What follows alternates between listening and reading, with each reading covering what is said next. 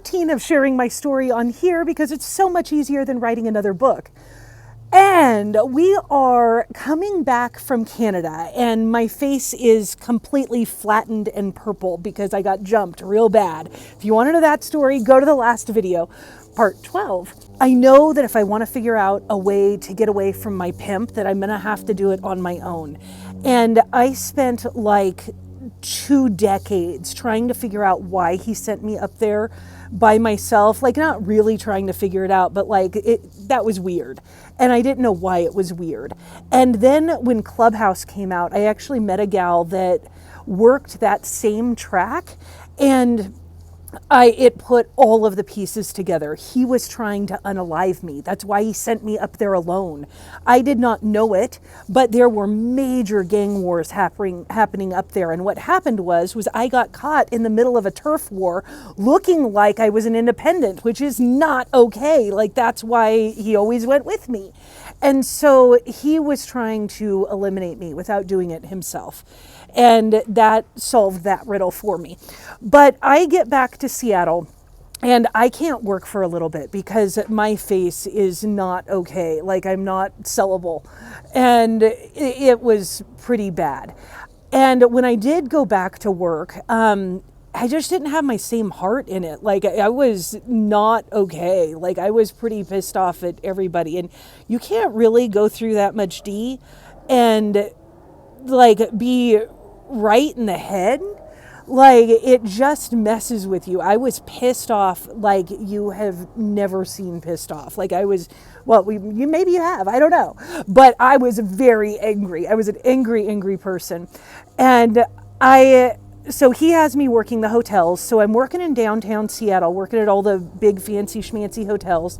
And I have my pager because I'm on call with an escort service at the same time.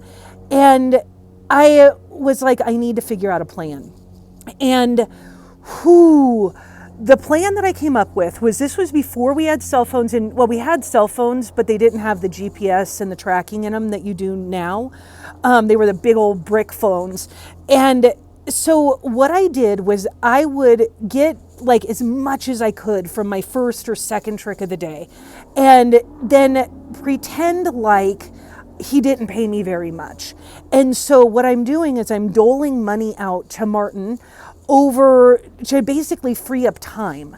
Because like if I get like $800 from one guy and I tell him I only got like 150, then I can do that multiple times throughout the day, and that frees up my time.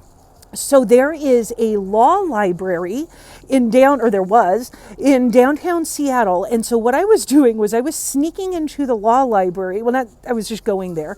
And I was sneaking away from him to go to the law library because I was trying to figure out why the laws were the way they were. Like, escort services and massage people could advertise like in the back of The Stranger, which is like a weekly newspaper.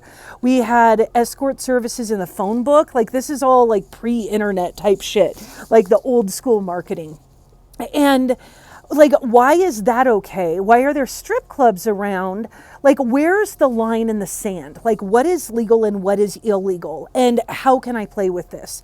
And I didn't even know what I was doing. I just, by this point, I'm 18 years old, but I'm living under the ID, Joanna, of being 23.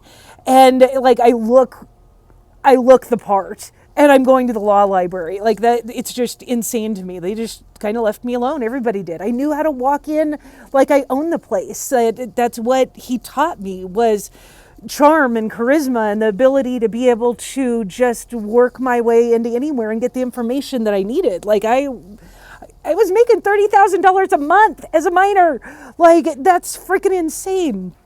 And so I discover that why it's legal is because you can have private in-home shows that are fully nude, but you have to stay 4 feet away. And so I started playing with this thing, with the escort services that weren't connected to him, because I'm working for lots of different services.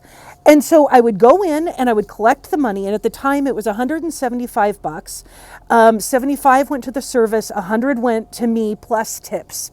And I was like, I don't give a fuck about tips. What if I actually just do what is legal because I don't want another D. I'm so over that.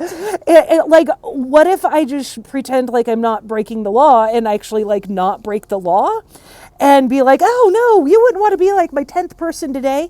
And like basically just give them a strip show for the $100 and that's it. And I was playing with that, and the key to it was always wear boots and never bring any extra stuff with you because they might get pissed off and chase you out of the house, and you may or may not have your clothes, but if you have your boots, you have your money because your money always goes in your boots and you never take your shoes off. So I was just making all the money and I was doing it, but I wasn't like, it was just so fast because I would either go in and convince them that this is a better path and they would do it and we'd be done in 5 minutes, or they would get pissed off and I would leave. And either way I made $100, and that it just made sense to me. But I wasn't doing it where he knew I was doing it. And it was wild. It was I was playing chess because he was top of his game. He had been in this for decades. And one day, one of the service gals called me and she was like, what the heck is going on? Like, what are you doing?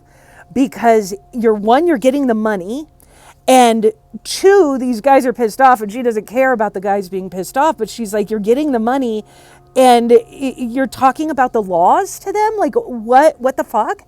And I took like the biggest risk of my life. I just told her everything. I told her what was going on with my pimp and like what I had figured out with the laws. And at the time, Seattle had a 3 strikes and you're out.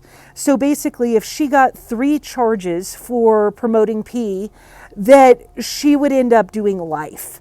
And she had like 2 charges in like the prior 2 weeks. And she was like, I am not about to get my 3rd. Whatever you're doing, like, let's do that. And so we basically solved each other's problems. She saved my life. She helped me get away from him. She hid me. And I immediately had a job because I was making $1,000 a day and I knew I could make even more, but I had to give it all to him. He was controlling everything and there was no option. But without him, oh hell yeah. So the deal was that I would help her rebuild her service and she would help me get away. And that is exactly what we did. This was my first business turnaround.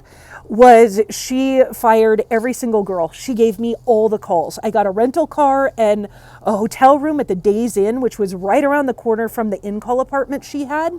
And I took every call. And that place, the in-call first, we had to pack it up and get out of there because the girls she had, there were splatters on the ceiling from needles and shit, all that stuff. Like it was fucked up. So she fired everyone. She was running 34 phone lines and had a really sizable business rolling. And she rehired and I trained all of them.